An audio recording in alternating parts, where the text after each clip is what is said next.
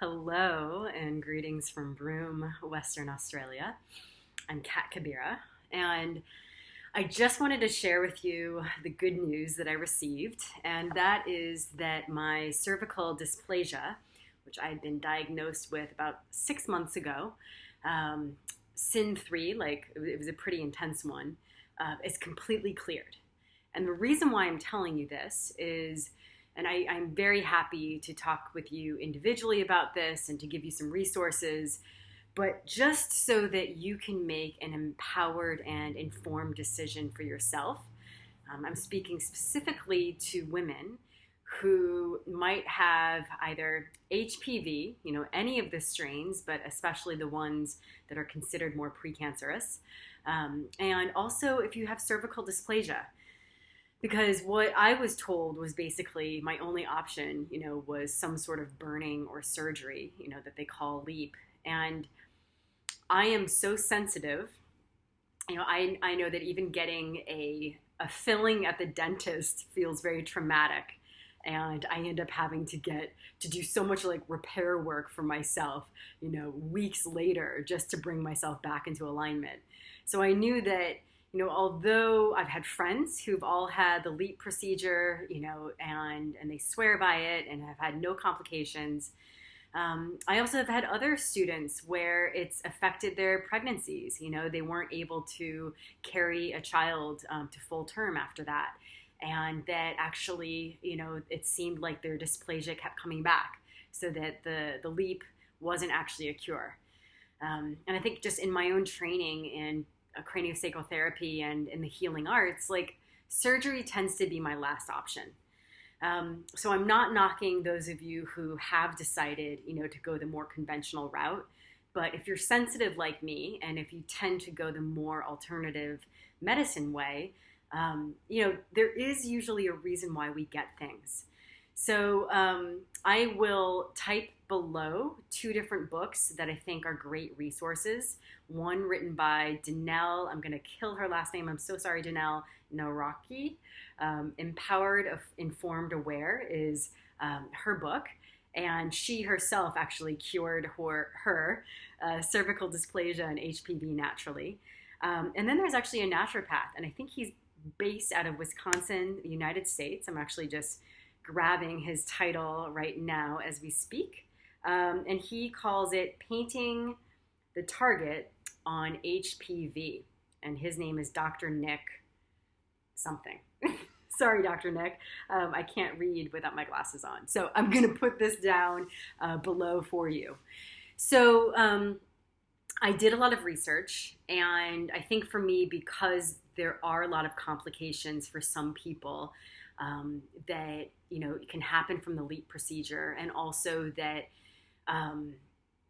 there can be recurrent, it doesn't actually cure it.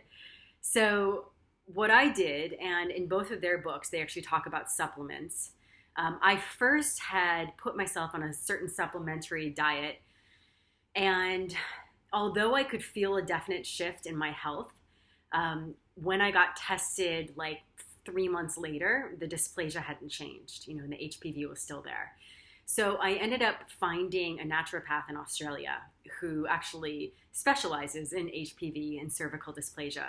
And, we set kind of like a time limit, like, look, she's like, if nothing happens in 3 to 6 months, like, you're not endangering yourself.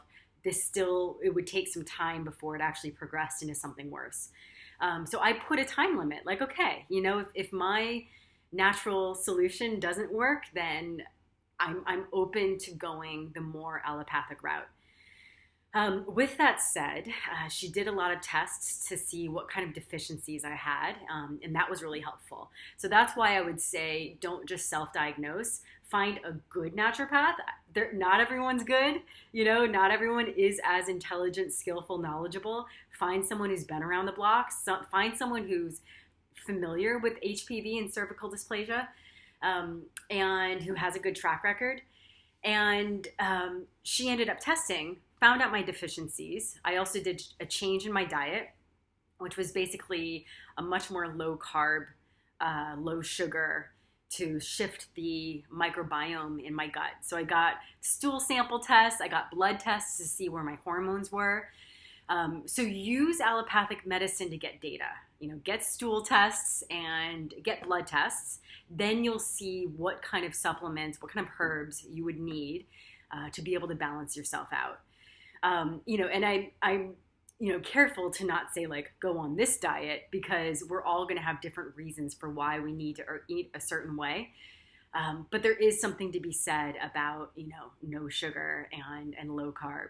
And it actually was easy. I didn't have to give up coffee. I don't drink a lot of alcohol, but I did give that up. And part of it was just eating on a regular level. I have a history of anorexia and bulimia, so having to cook my food was a game changer. And to really look at the quality of ingredients. So I've become like a master chef in these past few months, I gotta say.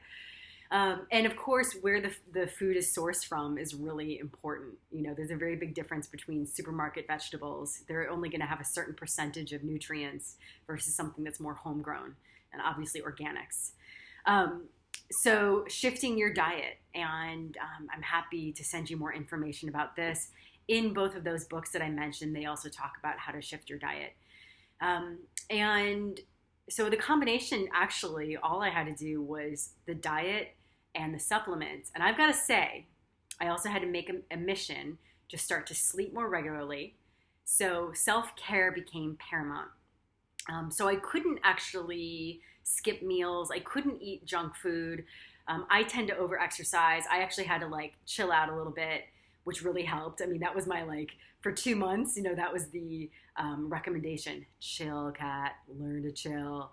And it worked. And people kept coming up to me like, I don't know what you're doing, but you're looking younger, you're looking great. And I know it was from this. And then on top of that, I had to do some of my own personal work. And that was the ways that I've betrayed myself, the ways that I've been trespassed sexually, processing the suppressed rage I have around being raped or just forced into sex, the times I didn't speak up when I didn't like something, and also how I've let this continue to happen. So I had to really look at how can I own my power as a woman and start to own what I really want sexually. And because this is a video, like I could go on a whole course about this. So I'm just giving you some cliff notes that it's not just diet. It's not just supplements. That does matter for sure, like hugely matters. But with that said, it's like there's going to be some inner work. And, the cervix is the hidden area. So it's like those hidden feelings that we have. And as women, we have swallowed our feelings for, thousands of years. So, this is a time that we're waking up. I had to learn to communicate quite differently with my partner. I had to learn to say no. I had to really start to own my no. And the best part was actually letting myself finally feel that rage that I've always had. I mean, as women, as a collective, there's some power, force, and rage in us. And I'm not talking about go and destroy. I'm talking about own that power that's there so you don't end up destroying yourself or someone else. And you can turn it into light and power for your life and the planet instead. There's a lot more that I can say, but my main intention is if you've just gotten diagnosed and that you've got a precancerous version of HPV or cervical dysplasia, and if you do not feel comfortable, going the allopathic route of getting anything burned or cut out, there is a way.